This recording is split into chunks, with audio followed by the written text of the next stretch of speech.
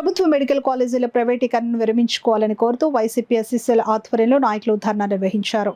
Kakinada Indrapalem bridge సమీపంలో గల doctor BR Ambedkar విగ్రహం వద్ద నాయకులు ధర్నా నిర్వహించారు. ముందుగా అంబేద్కర్ విగ్రహానికి పూలమాలలు వేసి నివాళులర్పించి ఆందోళన చేపట్టారు.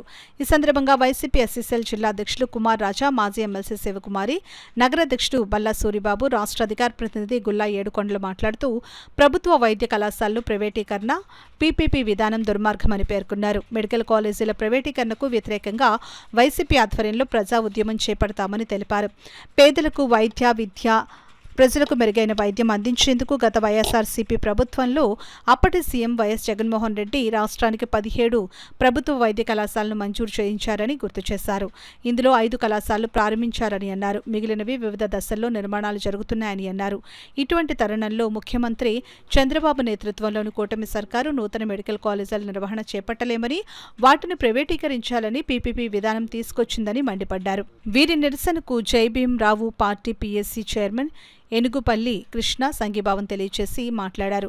ఈ కార్యక్రమంలో వైసీపీ నాయకులు వెంకటరత్నం, బెజవాడ శ్యామ్, జిల్లా జాయింట్ సెక్రటరీ దాకారపు వరప్రసాద్, తెలుగు రామకృష్ణ, తెలుగు సుశీల, అధిక సంఖ్యలో పార్టీ శ్రేణులు పాల్గొన్నారు.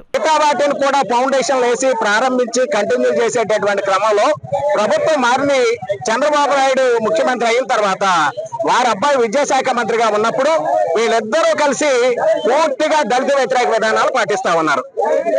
ఈవేళ మెడికల్ కాలేజీని ప్రైవేటీకరించడం వల్ల పేద పిల్లలు ఎవరైతే ఉన్నారో ఒక్క దళిత కులంలోనే కాదు అన్ని కులాల్లో ఉన్నటువంటి పేద పిల్లలు కూడా వైద్య విద్యను అభ్యసించలేరు.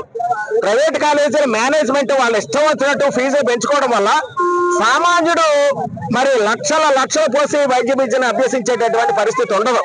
కాబట్టి ఈ కాకినాడ జిల్లా వైఎస్ఆర్ కాంగ్రెస్ పార్టీ ఎస్సీ విభాగం తరఫున జిల్లా అధ్యక్షుడిగా నేను మరి మా పార్టీ నాయకులు, కార్యకర్తలు పార్టీ ఇచ్చినటువంటి ఆదేశానుసారము ఈవేళ తీవ్రంగా నిరసన తెలియజేస్తా ఉన్నాము.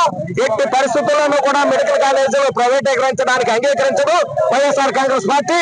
అవసరమైతే జిల్లా వైఎస్ఆర్ కాంగ్రెస్ పార్టీ ఎస్సీ విభాగం కూడా పార్టీ ఆదేశాల మేరకు ఉద్యమం చేయడానికి కూడా సిద్ధంగా ఉందని మనం చేస్తున్నాం. నేడు ఒక డాక్టర్ బిఆర్ అంబేద్కర్ గారికి మరి మా వినతి అందించాలని, మా గోడు చెప్పాలని, మా బాధ వినిపించాలని ఈ రోజు రాష్ట్రం అంతా కూడా ఉబ్బెత్తిన మరి ఈ పోరాటంలో అందరూ పాల్గొనడం జరిగింది.